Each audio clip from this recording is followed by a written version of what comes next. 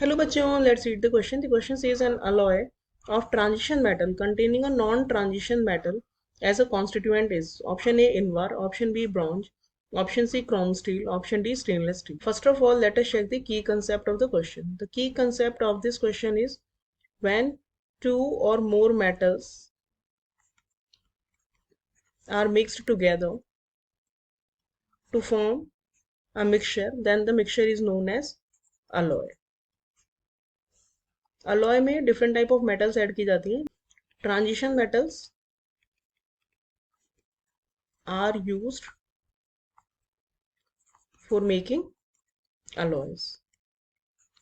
ये एक important property होती है ट्रांजिशन मेटल्स की कि दे आर इजीली मिक्स्ड, और जब मिक्स करते हैं हम दो ट्रांजिशन मेटल्स को तो उनकी प्रॉपर्टी में बहुत इंप्रूवमेंट हो जाता है, सो दैट उस फॉर्म में फिर उसे यूज करना ज़्यादा इफेक्टिव होता है. Now let's check the solution of the question.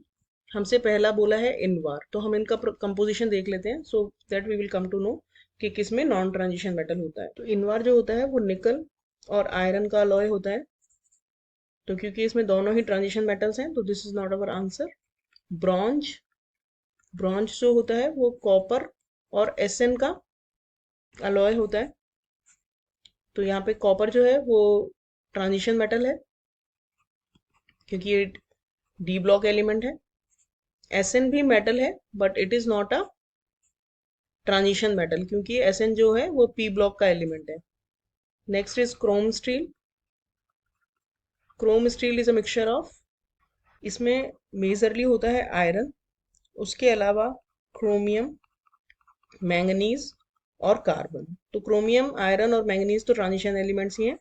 Carbon P block है लेकिन it is a non metal. Then stainless steel,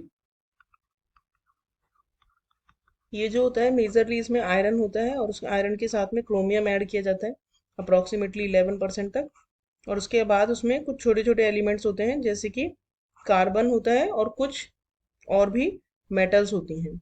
तो मेजर ये तीन कॉन्स्टिट्यूएंट्स होते हैं. Carbon again is a non metal, लेकिन हमसे क्वेश्चन में पूछा है मेटलिक नॉन ट्रांजिशन मेटल किस में ऐड कर रहे हैं, तो नॉन ट्रांजिशन मेटल हम ऐड कर रहे हैं ऑप्शन बी यानी ब्रॉन्ज में.